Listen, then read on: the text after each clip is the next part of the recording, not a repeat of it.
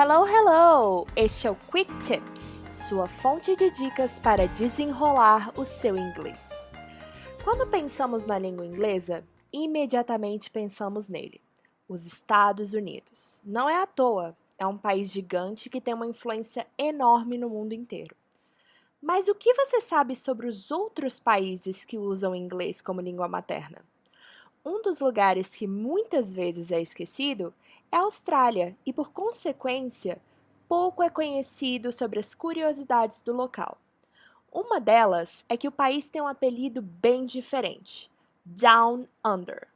Por estar no hemisfério sul, norte-americanos e até mesmo europeus têm o costume de usar esse apelido para a região, sendo inspiração até para música, como na canção dos anos 80 Down Under, da banda Man at Work.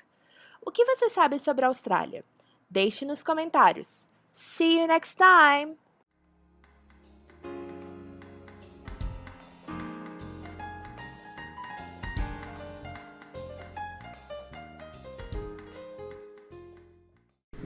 Bom dia, boa tarde, boa noite para quem nos ouve. Meu nome é Lucas, eu sou aluno da licenciatura de Letras do UniCeub e agora nós estamos fazendo um projeto de extensão. Estamos cursando a matéria Extensão, Comunicação e Comunidade, turma C de 2023, e o título do nosso projeto é Conscientização sobre o Preconceito Linguístico.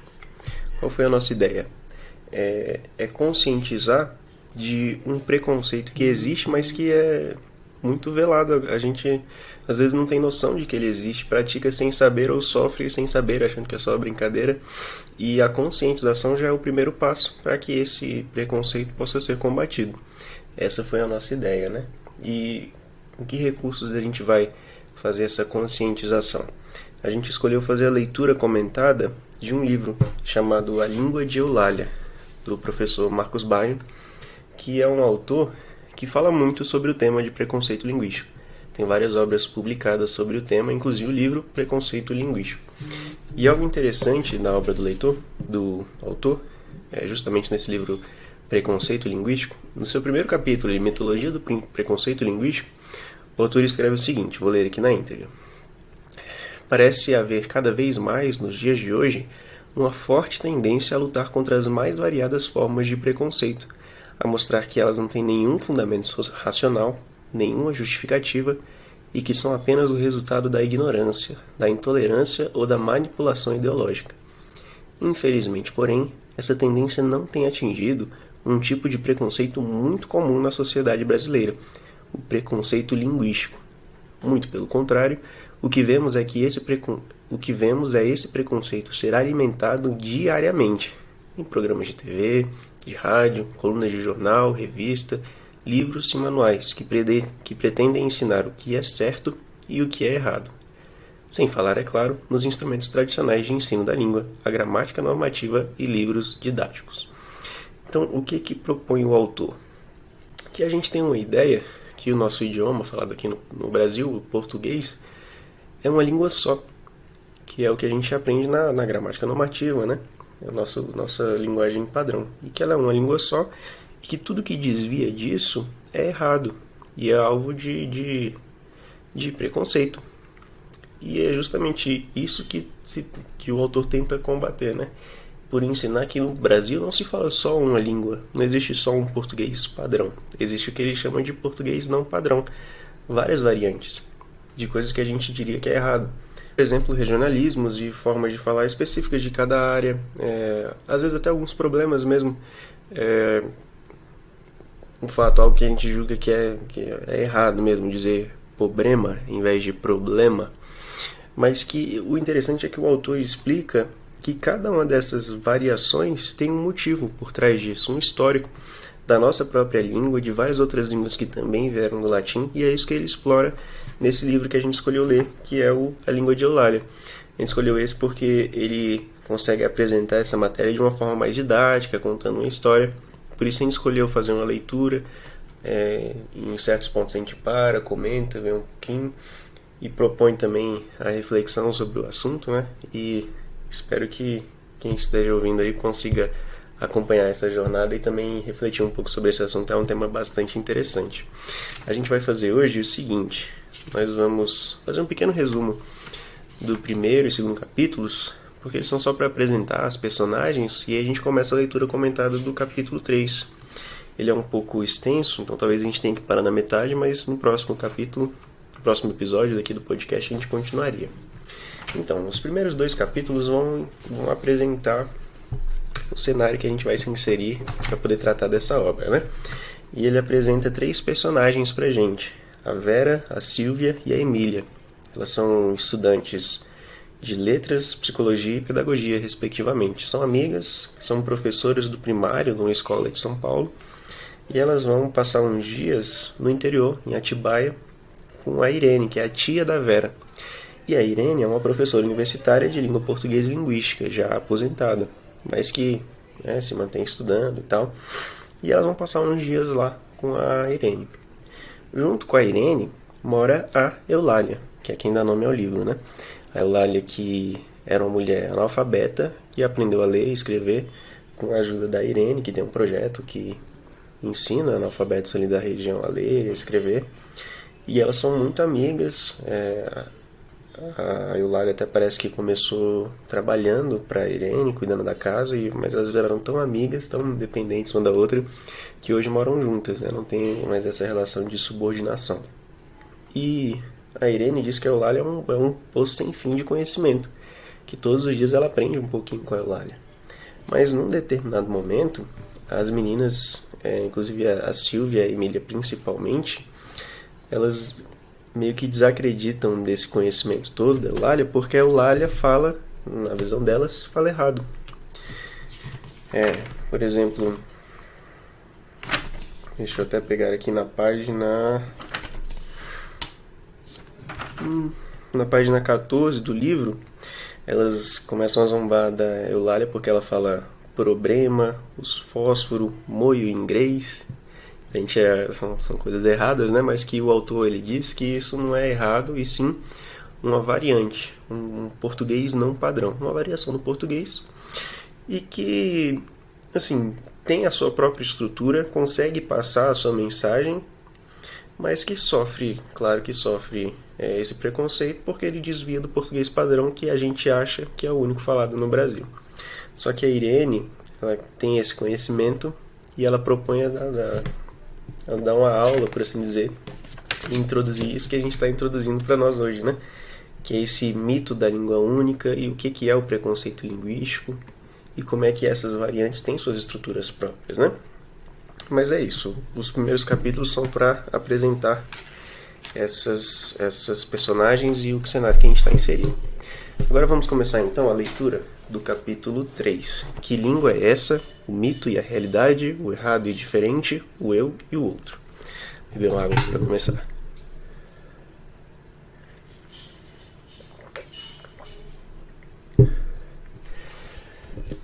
O primeiro subtítulo do capítulo 3, o mito da língua única. À noite, como ficou combinado, reúnem-se todas na sala da grande lareira, devidamente acesa. Diante do fogo, há um largo tapete felpudo, sobre o qual foram espalhadas algumas almofadas grandes e macias.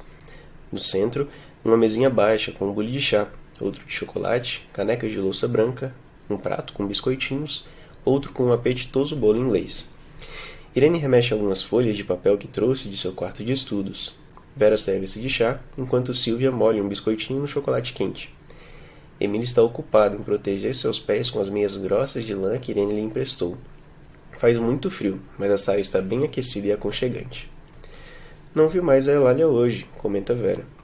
Ela foi para a casa do Ângelo, explica Irene. Os netos estão de férias. Ela foi babar em cima deles e estragá-los, como cabe e convém a uma boa avó. Deve dormir por lá. E então, essa aula começa ou não começa? Pergunta Silvia, tornando a encher a xícara de chocolate. Aula? Surpreende Serene. Eu tinha pensado só num bate-papo, nada muito sério. Afinal, estamos todas de férias, não é? E pisca um olho para a sobrinha. Mas bater um papo com quem sabe a Divina Comédia de cor vale por uma aula, diz Emília. Sorriso geral. Já que você insiste, vamos começar, diz Irene. E quero começar pedindo a vocês que me respondam. Quantas línguas se fala no Brasil? Silêncio. As três, tímidas, não ousam arriscar uma resposta. Emília cutuca Vera com o cotovelo e diz: Vera, você faz letras, é obrigada a saber a resposta. Vera, assim convocada em seus brilhos acadêmicos, pigarreia e diz: Bom, o que a gente aprende na escola desde pequena é que no Brasil só se fala português. Isso mesmo, confirmou Silvia. No Brasil, a gente fala português de norte a sul. Irene escuta com atenção. Depois começa a falar. É bem a resposta que eu esperava. E não havia por que ser diferente. Meninas, na tradição de ensino da língua portuguesa no Brasil, existe um mito que há muito tempo vem causando um sério estrago na nossa educação. Que mito é esse, tia? É o mito da unidade linguística no Brasil. As três moças se entreolham surpresas. Irene prossegue. O mito da unidade linguística do Brasil pode ser resumido na resposta que a Vera e a Silvia me deram agora há pouco. No Brasil, só se fala uma língua, o português. O mito, entre outras definições possíveis, é uma ideia falsa, sem correspondente na realidade. Quer dizer que a resposta delas é falsa, mentirosa? Pergunta Emília. Exatamente, responde Irene. E por que, tia? Primeiro, no Brasil não se fala uma só língua. Existem mais de 200 línguas ainda faladas em diversos pontos do país pelos sobreviventes das antigas nações indígenas. Além disso, muitas comunidades de imigrantes estrangeiros mantêm viva a língua de seus ancestrais, coreanos, japoneses, alemães, italianos, etc. Mas os índios são muito poucos e vivem isolados, replica Silvia. E as comunidades de imigrantes também são uma minoria dentro do conjunto total da população brasileira, completa Emília. A língua mais usada, mais falada, mais escrita é mesmo o português, conclui Vera. Pode ser, diz Irene. Mas mesmo deixando de lado os índios e os imigrantes, nem por isso a gente pode dizer que no Brasil só se fala uma única língua. Talvez vocês se surpreendam com o que vou dizer agora, mas não existe nenhuma língua que seja uma só. Como assim, Irene? Pergunta Emília espantada. O que quer dizer isso? Isso quer dizer que aquilo que a gente chama, por comodidade, de português, não é um bloco compacto, sólido e firme, mas sim um conjunto de coisas aparentadas entre si, mas com algumas diferenças. Essas coisas são chamadas variedades. Subtítulo: Toda língua varia. Poxa vida, estou entendendo cada vez menos, queixa-se Silvia. Vamos bem devagar para as coisas ficarem claras, propõe Irene. Você certamente já ouviu um português falar, não é? Já, responde Silvia. Já percebeu as muitas diferenças que existem entre o modo de falar do português e o modo de falar nosso, brasileiro. De que tipo são essas diferenças? Vamos ver algumas delas. E agora um quadro. Diferenças fonéticas, do modo de pronunciar os sons da língua. O brasileiro diz eu sei, o português diz eu sai. Diferenças sintáticas, do modo de organizar as frases, as orações e as partes que as compõem. Nós, no Brasil, dizemos eu estou falando com você. Em Portugal, eles dizem estou a falar consigo. Diferenças lexicais, palavras que existem lá e não existem cá, e vice-versa. O português chama de saloio aquele habitante de zona rural, que no Brasil a gente chama de caipira, capial, matuto. Diferenças semânticas, no significado das palavras. Cuecas, em Portugal, são as calcinhas brasileiras. Imagine uma mulher entrar numa loja de São Paulo e pedir cuecas para ela usar. Vai causar o maior espanto. E diferenças no uso da língua. Por exemplo, você se chama Silvia e um português muito amigo seu quer convidar você para jantar. Ele provavelmente vai perguntar: a Silvia janta conosco? Se você não estiver acostumado com esse uso diferente, poderá pensar que ele está falando de uma outra Silvia, e não de você. Porque no Brasil, um amigo faria o mesmo convite mais ou menos assim: Silvia, você quer jantar com a gente? Nós não temos, como os portugueses, o hábito de falar diretamente com alguém como se esse alguém fosse uma terceira pessoa. Foi o fim do quadro. Tudo bem até agora? Pergunta Irene. Tudo bem, responde Silvia. Estas e outras diferenças, prossegue Irene, também existem em grau menor, entre o português falado no norte e nordeste do Brasil e o falado no centro-sul, por exemplo. Dentro do centro-sul existem diferenças entre o falar, digamos, do carioca e o falar do paulistano, e assim por diante. Irene faz uma pausa, toma um gole de chá e continua. Até agora, falamos das variedades geográficas. A variedade portuguesa, a variedade brasileira do norte, a variedade brasileira do sul, a variedade carioca, a variedade paulistana, mas a coisa não para por aí. A língua também fica diferente quando é falada por um homem ou por uma mulher, por uma criança ou por um adulto, por uma pessoa alfabetizada ou por uma não alfabetizada, por uma pessoa de classe alta ou por uma pessoa de classe média ou baixa, por um morador da cidade e por um morador do campo, e assim por diante. Temos então, ao lado das variedades geográficas, outros tipos de variedades, de gênero, socioeconômicas, etárias, de nível de instrução, urbanas, rurais, etc. E cada uma dessas variedades equivale a uma língua? Pergunta Emília. Mais ou menos, responde Irene.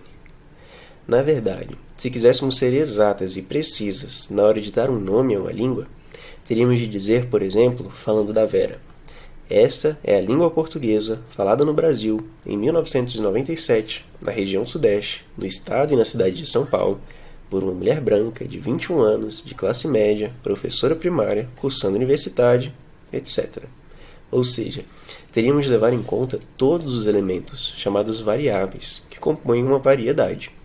É como se cada pessoa falasse uma língua só sua. Já entendi, diz Emília. É o mesmo que acontece com a letra da gente, não é? Cada um tem a sua letra, o seu jeito de escrever, que é único e exclusivo, e que até serve para identificar uma pessoa, mas que ao mesmo tempo pode ser lido e entendido pelos outros. Excelente comparação, Emília. Parabéns, elogia Irene. Isso tudo reflete a eterna tensão que existe na vida de cada ser humano. A vontade de se isolar, de se preservar, de garantir seu espaço individual, mas ao mesmo tempo a necessidade de se comunicar, de manter contato, de travar relações. Cada pessoa tem a sua língua própria e exclusiva, mas também não pode deixar que ela a separe da comunidade que está inserida. Houve até um pensador norte-americano, Gregory Bateson, que resumiu essa tensão numa pequena fábula. Conte para nós, pede Vera. Ela diz que, para se proteger do inverno, um grupo de porcos-espinhos se abrigam numa caverna. Como faz muito frio, eles procuram se encostar uns nos outros para se esquentarem, mas por causa dos espinhos, têm de se afastar uns dos outros. Mas logo ficam com frio e se aproximam novamente, e logo se separam, e de novo se juntam. Que interessante, diz Silvia.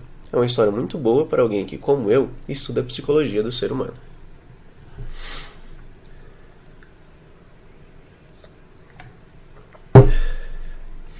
Subtítulo: Toda língua muda. Deu para entender o que é uma variedade, Silvia? Pergunta Irene. Deu sim, e é até mais fácil do que eu pensava, responde a estudante de psicologia. Irene dá um sorriso maroto e, fingindo um tom de ameaça, anuncia: mas a coisa pode ficar ainda mais complicada. Como, tia? Pegue, por exemplo, um texto de jornal escrito no começo do século XX. Você vai sentir diferenças no vocabulário e no modo de construção da frase. Recue mais um pouco no tempo e tente encontrar alguma coisa escrita no começo do século XIX, em 1808, por exemplo. Quando a família real portuguesa se transferiu para o Brasil... Aliás, quando a família real portuguesa se transferiu para o Brasil. Mais diferenças ainda. Dê um salto ainda maior e tente ler a famosa carta de Pero Vaz de Caminha ao rei Dom Manuel I, dando a notícia do descobrimento do Brasil. Um texto de 1500, último ano do século XV. Tem muita coisa ali que a gente nem consegue entender. E se quiséssemos ler uma cantiga de amor, como a que citei hoje à tarde, que era um gênero de poesia praticado em Portugal, nos séculos XII e XIII? Quase impossível, só mesmo com a ajuda e a orientação de um filólogo, especialista em textos antigos. O que todos esses textos têm em comum? Foram todos escritos em português, não é? Arrisca Silvia. Sim, responde Irene. Por que será então que eles vão se tornando cada vez menos compreensíveis para um brasileiro no final do século XX? Quer saber, Vera? Porque toda língua, além de variar geograficamente no espaço, também muda com o tempo.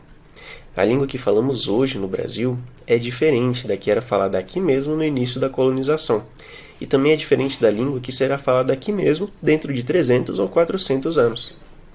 Parece lógico, comenta Silvia. Todas as coisas mudam, os costumes, as crenças, os meios de comunicação, as roupas. Até os bichos evoluíram e continuam evoluindo. Por que a língua não haveria de mudar, não é? É por isso, prossegue Irene, que nós, linguistas, dizemos que toda língua muda e varia. Quer dizer, muda com o tempo e varia no espaço. Temos até uns nomes especiais para esses dois fenômenos. A mudança ao longo do tempo se chama mudança diacrônica. A variação geográfica se chama variação diatópica. E é por isso também que não existe a língua portuguesa. Existe uma variedade de língua portuguesa, falada num determinado lugar, numa determinada época, por um determinado conjunto de pessoas, que por diversas razões foi eleita a variedade padrão, aquela que deve ser usada pelas autoridades, pelas pessoas cultas, pelos escritores e jornalistas, aquela que deve ser ensinada e aprendida na escola. Subtítulo: História da variedade padrão. Então, essa variedade padrão é o que a gente costuma chamar de língua portuguesa? Pergunta Silvia. Exato, confirma Irene. No momento em que uma variedade de língua é escolhida para ser a variedade padrão, ela ganha tanta importância e tanto prestígio social que todas as demais variantes são consideradas impróprias, inadequadas, feias, erradas, deficientes, pobres.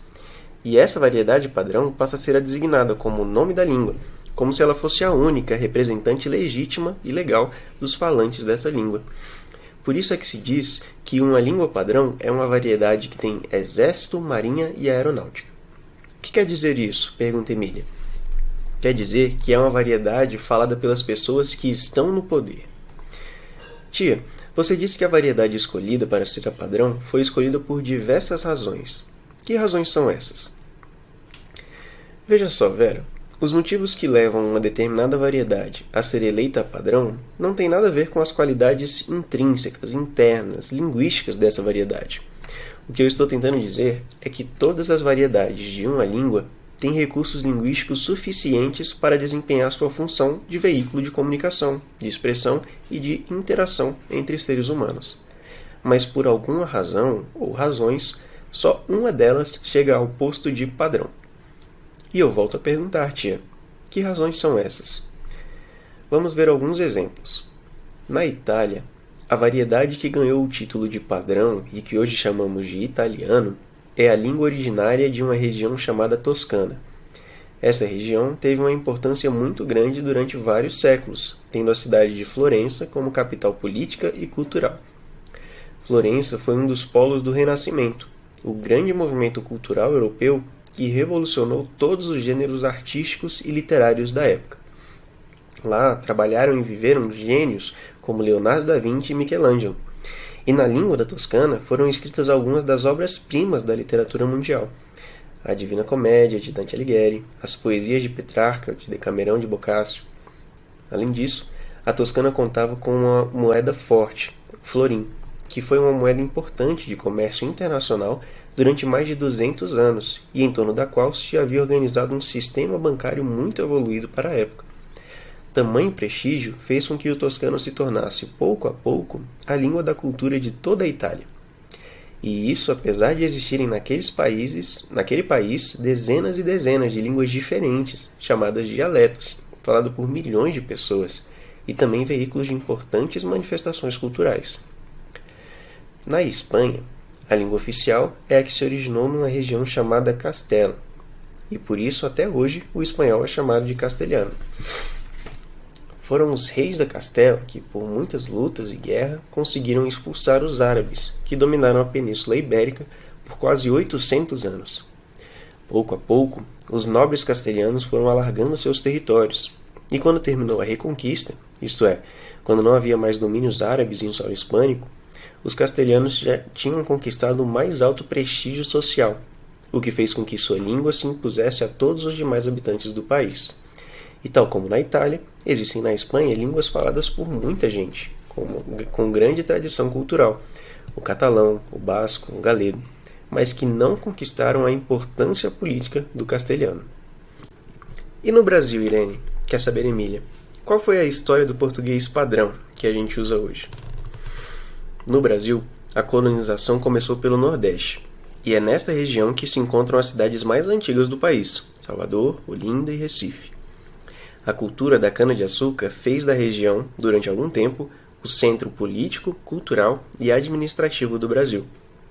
Mas a descoberta do ouro em Minas Gerais provocou a transferência da capital da colônia para o Rio de Janeiro, em 1763, por ser o porto mais próximo da remessa do ouro para a Europa. Assim, o Rio assumiu o primeiro lugar em importância econômica, política e, consequentemente, cultural. Com o século XX, a crescente industrialização de São Paulo levou esta cidade a compartilhar com o Rio a importância econômica, política e cultural. Mais tarde, o peso cultural e político de Minas Gerais começou a se fazer sentir. Tudo isso fez com que o português formal, empregado pelas classes sociais privilegiadas residente no triângulo formado pelas cidades de São Paulo, Rio de Janeiro e Belo Horizonte, começasse a ser considerado um modelo a ser imitado, a norma a ser seguida, o português padrão do Brasil. E é por isso que as variedades de outras regiões, como a nordestina, economicamente pobre e culturalmente desprestigiada, são consideradas, no melhor dos casos, engraçadas, divertidas, pitorescas, ou no pior, grosseiras, erradas e feias, pelos falantes da variedade sudestina. E mesmo dentro da região sudeste, existe muito preconceito, não é, tia? Intervém Vera. A reação dos moradores das grandes cidades ao modo de falar dos caipiras, por exemplo, é sempre de deboche. Bem lembrado, Verinha, responde Irene. O chamado falar caipira estende-se por uma grande área do sul-sudeste, que inclui o interior do Paraná, de São Paulo, e de uma grande porção de Minas Gerais.